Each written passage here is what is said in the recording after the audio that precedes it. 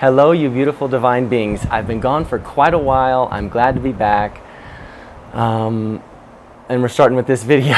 So I want to preface this whole video by saying this has absolutely nothing to do with my relationship, because I have the most perfect relationship you could ever ask for.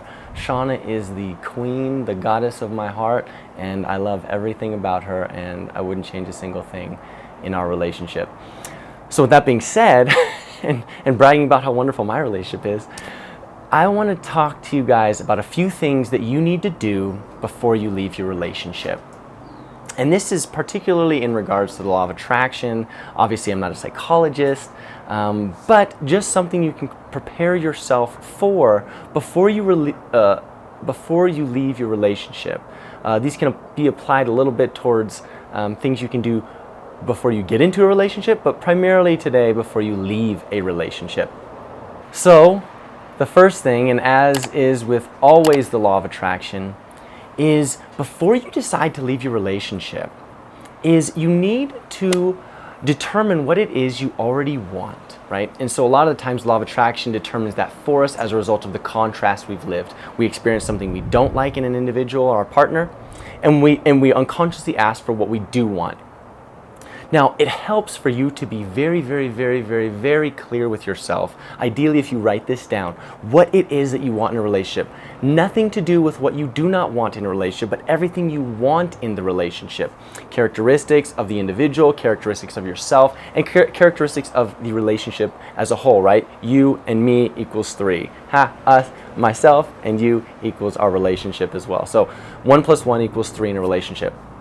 Now, once you become very, very, very clear with what you want, it's imperative that before you leave your relationship, that you put yourself into the mind space and assume the feeling, as Neville Goddard would say, of already having the relationship as you want it to be. So if your partner, for instance, is not as loving, is not as caring, is not as present as you'd like them, etc., etc.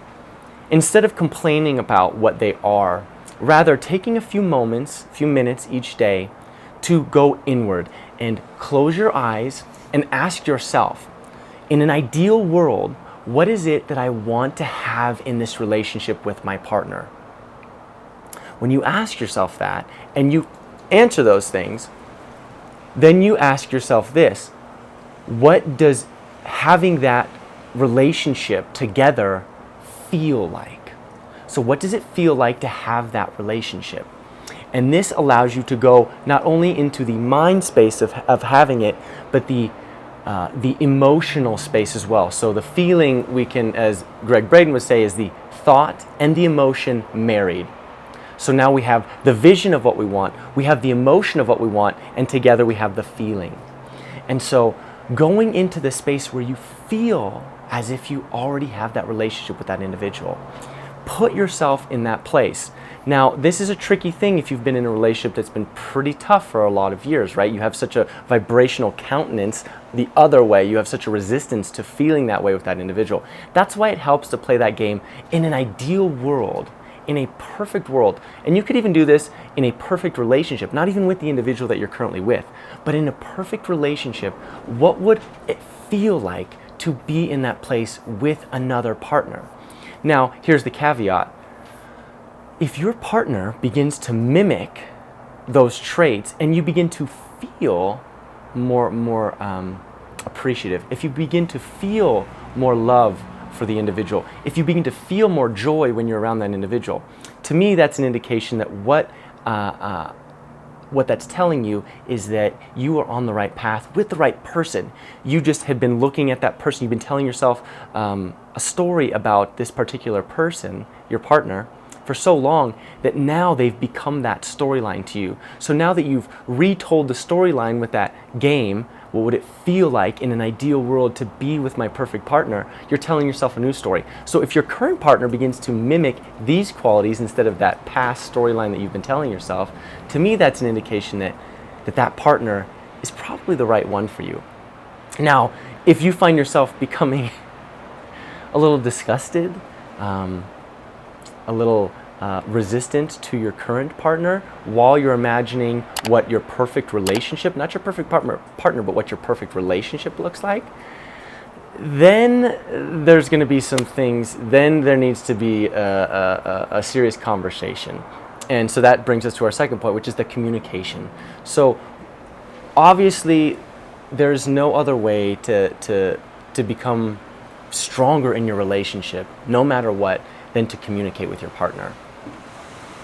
And unfortunately, like, if you've gotten to the point in your relationship where you two are just so dissonant, right, where you're just so disharmonic, unharmonic, disharmonic, either one works, that you are just bouncing off of each other every time you try to align, it's not a great sign that the two of you are on the right track. However, if you begin to play that game and your partner becomes that more to you, great, you're on the right track. Keep playing that game and keep running with that together. And not only that, but once you've asked the universe for what you want in a partner, then you begin to communicate that to your partner. Being clear about what you want in a partnership. Being clear about what you want for yourself already, right, from what you've written down. Now you can say, hey, look, this is what I really want in a partner. I want a best friend. I want fantastic sex. I want connection. I want fun. I want, etc. You and I and everyone, we can have what we want. Does it mean that Sean and I's relationship is 1,000% perfect every single moment? No, absolutely not. But guess what? It's like 98% perfect, and we understand each other, and we communicate effectively, and we are clear about what we want. And because we are so connected, when one of us asks for something, whether that be verbally or non-verbally, right, to the universe, the other one begins to embody that. And to me, that's the sign that you are in a perfectly harmonious relationship. You are with your partner that is the best fit for you. So those are the two. And the third one is, this is just something to look out for in your own mind. If you begin to start looking for signs that your partner is not the right one for you, it's definitely time to see like a counselor, a marriage and family counselor, a therapist, whoever, somebody that can be a neutral third party that can help you both clarify what your relationship will look like going further. Because if you find yourself looking for that partnership, that perfect partnership that you've already embodied, right? You've already felt it, you know what it feels like, and you're asking for that clearly, and then when you go out into the world and you start realizing, looking for things to show you that your partner isn't the right one for you, that is a very indicative sign that mentally you've kind of already left the relationship, checked out. Doesn't mean you can't recheck in, but it's something to assess for yourself. And then if you can't go inward enough and you can't be honest with yourself enough, hiring somebody like a therapist or a counselor or whomever, who can be a neutral third party that can help you clarify those desires.